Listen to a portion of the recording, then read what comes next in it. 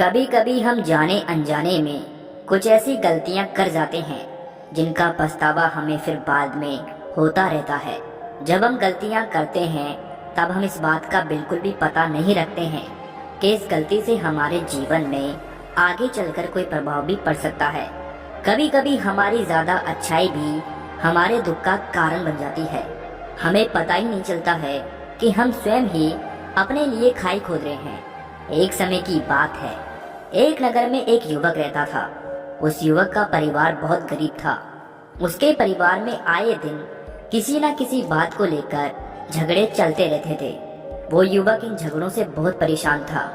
उस युवक ने पारिवारिक झगड़े रोकने की बहुत कोशिश की, पर वो झगड़े रुकने की जगह बढ़ते ही जा रहे थे। जब वो युवक काम की तलाश में लोगों के पास जाता तो लोग उससे पूछते कि भाई तुम कितना वेतन लोगे, तो वो उनसे कहता कि आप मुझे बस काम दे दीजिए, मेरे परिवार की आर्थिक स्थिति बहुत खराब है, मुझे काम की बहुत आवश्यकता है, आप बस मुझे काम पर रख लीजिए और आप जितना दोगे मैं उतना ही ले लूँगा। तो लोग उसकी मजबूरी का फायदा उठाकर उसे कम कीमत पर काम पर रख लेते, क्योंकि उसने लोगों को खुद ही मौका दे दिया। लोगों को पता था कि उसे काम की बहुत ज़रूरत है, वो कम पैसों में भी काम कर लेगा। और जब वो युवक अपने मित्रों के पास, अपने सगे संबंधियों के पास बैठता, तब भी वो अपनी गरीबी की बातें करता। वो अपने मित्रों और सगे संबंधियों से कहता कि मैं क्या करूं, मेरा परिवार बहुत गरीब है, हमें 2 वक्त की दाल रोटी भी ठीक से नसीब नहीं होती और आए दिन परिवार में लड़ाई झगड़े होते रहते हैं। मुझे तो कुछ ही समझ में नहीं आता कि मैं करूं क्या। उसके मित्र और सगे संबंधी भी उस समय तो उसकी बात सुन लेते, पर उसके बाद में वो सभी उसका मजाक बनाते और कहते कि ये गरीब तो गरीब का गरीब ही रहेगा, इसका कुछ भी नहीं हो सकता, और इनके तो परिवार में भी प्यार नहीं है। जब देखो एक दूसरे से लड़ते झगड़ते रहते हैं और ये हमारे पास बिना बात का रोना रोता रहता है और खुद कुछ करता नहीं है। जबकि वो युवक तो उनको अपना समझकर अपनी समस्या बता रहा था ताकि लोग उसकी कोई मदद कर सके, लेकिन किसी ने उसकी मदद तो की नहीं। अब वो युवक जहाँ भी जाता सभी लोग उसका तिरस्कार करते, उसे गरीब गरीब कहकर पुकारते। कोई भी व्यक्ति उसे काम की पूरी कीमत नहीं देता। वो युवक दिन भर मेहनत करता रहता पर उसे कुछ ही पैसे मिलते थे। कोई भी उसकी मेहनत का उसे पूरी कमाई नहीं देता था। अगर वो उनको कुछ कहता तो वो लोग उसे कह देते कि काम करना है तो कर, नहीं तो जा यहाँ से। अब उस युवक को काम की जरूरत तो थी, इसलिए वो काम तो करता ही था। धीरे धीरे समय के साथ उस युवक की हालत बहुत खराब हो गई। सभी लोग उस युवक का इस्तेमाल करने लग गए, क्योंकि सबको ये पता चल चुका था कि वो बहुत गरीब है, उनका कुछ नहीं बिगाड़ सकता और उसे पैसों की भी जरूरत है तो वो काम तो करेगा। सभी नगरवासी उसका अपमान करते, उसे गरीब गरीब कहकर पुकारते। इन सब बातों से वो युवक बहुत परेशान हो गया। उसे समझ ही नहीं आ रहा था कि आखिर उसके साथ ये सब क्या हो रहा है। तभी उसने लोगों से बातें करते हुए सुना कि नगर में एक बौद्ध भिक्षु आए हैं। उन बौद्ध भिक्षु के पास सभी समस्याओं का हल है। वो बौद्ध भिक्षु बहुत ज्ञानी व्यक्ति हैं। ये सुनकर वो युवक भी उन बौद्ध भिक्षु के पास जा पहुंचा। वो युवक उन बौद्ध भिक्षु के पास जाकर उन्हें रोता हुआ बोला कि महाराज, सभी लोग मेरे साथ ऐसा क्यों करते हैं। तभी उस युवक की बात सुनकर बौद्ध भिक्षु ने उससे पूछा कि क्या हुआ बालक। तभी वो युवक जोर जोर से रोने लगता है और रोते रोते अपनी सारी बात बौद्ध भिक्षु को बताता है और उनसे कहता है कि महाराज, सभी लोग मुझे गरीब गरीब कहकर पुकारते हैं, मेरा मजाक बनाते हैं और कोई भी मनुष्य मुझे अपनी मेहनत की पूरी कमाई नहीं देता है। मैं उनके खेतों में पूरे दिन काम करता हूँ पर वो मुझे बहुत कम पैसे देते हैं। मेरे दोस्त और मेरे मित्र भी सारे मेरा मजाक बनाते हैं। वो बौद्ध भिक्षु उस युवक की सारी बातें बड़े ध्यान से सुनते हैं और फिर उससे पूछते हैं कि सभी नगरवासियों को इस बात का कैसे पता चला कि तुम बहुत गरीब हो और लोग तुम्हें पूरे दिन काम करने के बाद भी इतना कम वेतन क्यों देते हैं।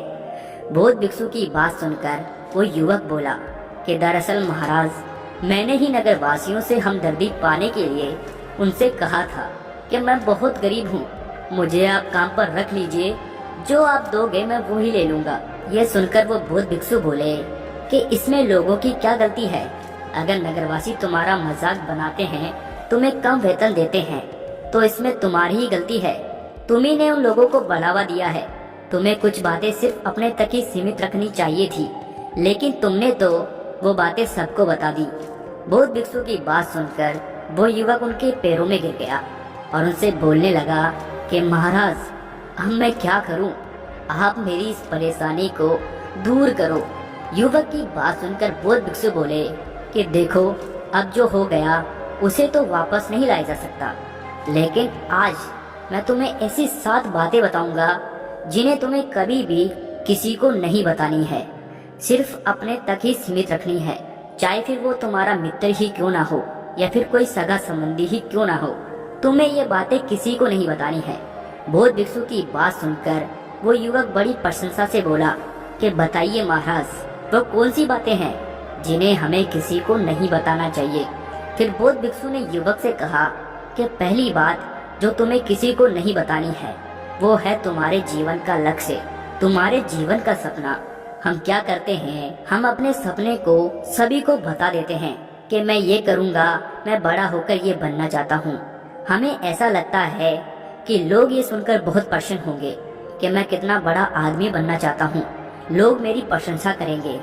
लेकिन ऐसा होता नहीं है।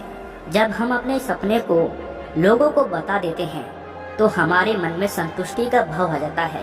हम मन ही मन बहुत खुश होते हैं, जिससे फिर हम अपने सपने के प्रति वो जुनून नहीं रख पाते हैं जो हमारे पहले था।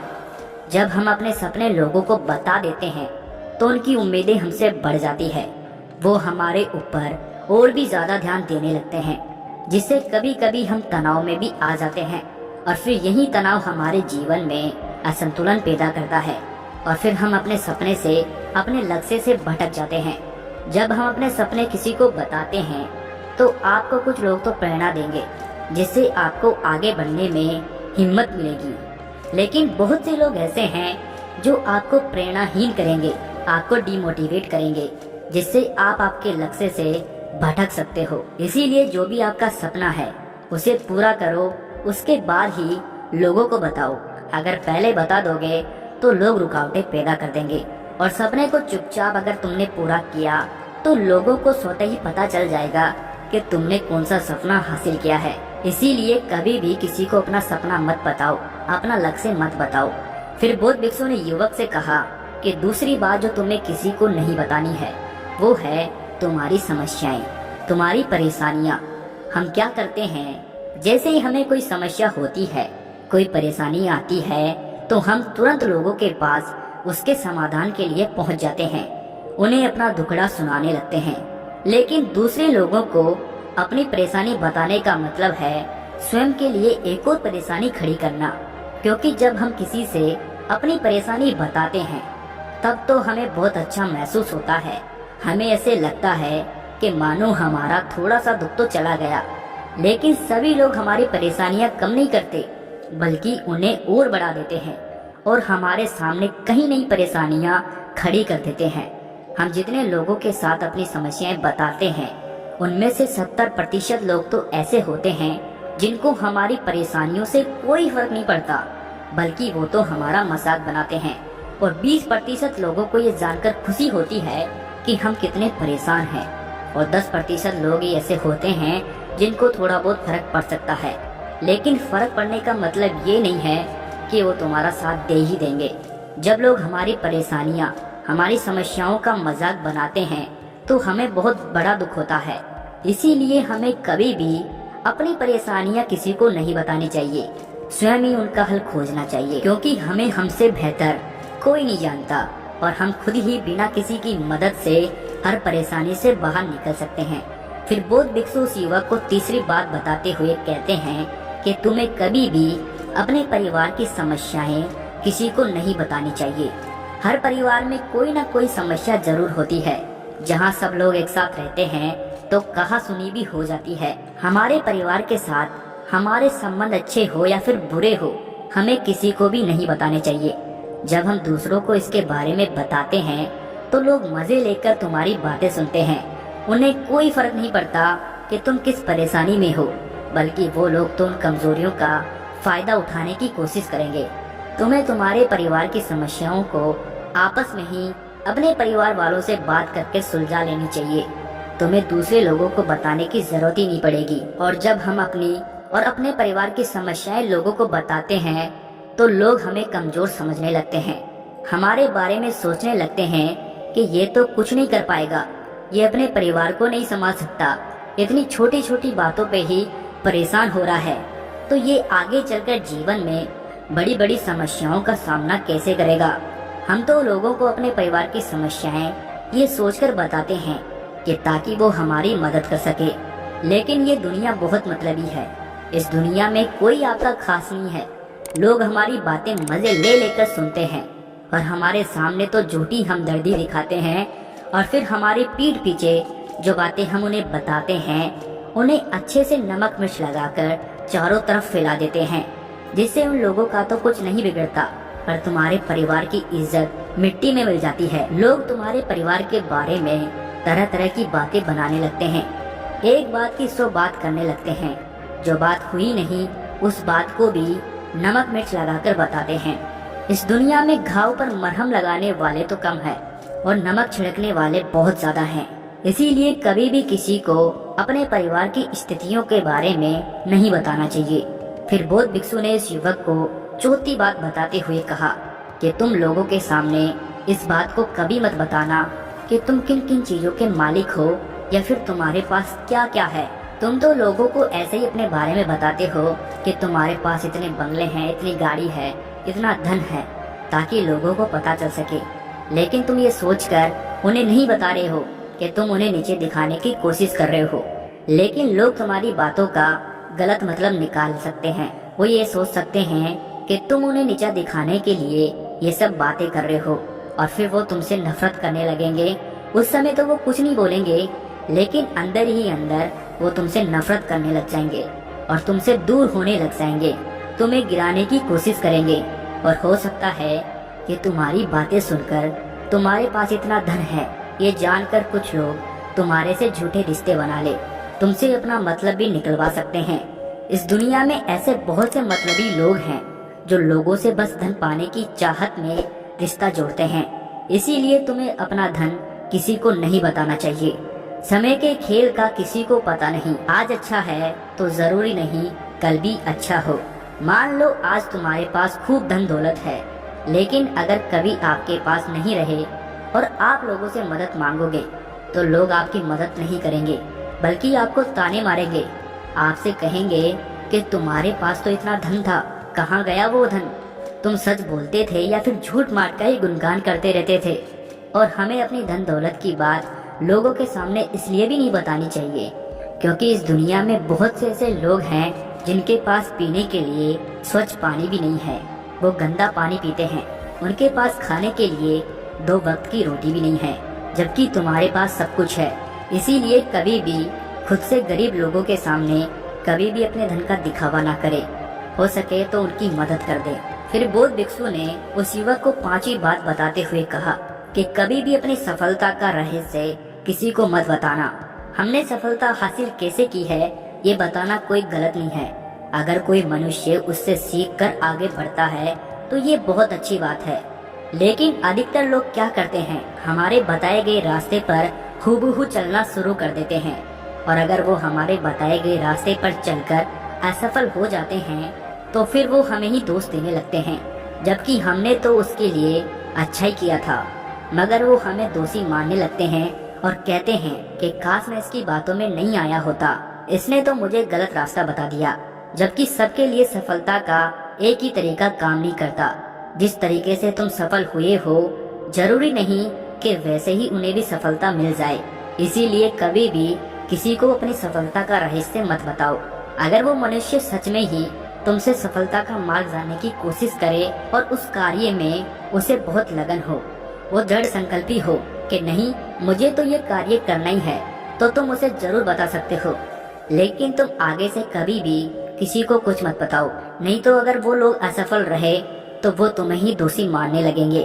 उन लोगों को इस बात से कोई फर्क नहीं पड़ता कि तुम उनके लिए अच्छा कर रहे हो। वो असफल होने पर तुमसे घृणा करने लगेंगे, तुम्हें भला बुरा बोलने लगेंगे। इसीलिए कभी किसी को कुछ मत बताओ। फिर बौद्ध भिक्षु ने इस युवक को छठी बात बताते हुए कहा, अगर तुम किसी की मदद करते हो तो उस मदद को लोगों के सामने मत लाओ, क्योंकि इस दुनिया में बहुत से लोग गरीब हैं जिनको हमारी दया दान की आवश्यकता है। लेकिन अगर तुम उन गरीब लोगों की इसलिए मदद करते हो ताकि लोग आपकी तारीफ करें, लोग आपको अच्छी नजरों से देखें, समाज में आपका नाम हो, तो ऐसा दिखावा कभी मत करो।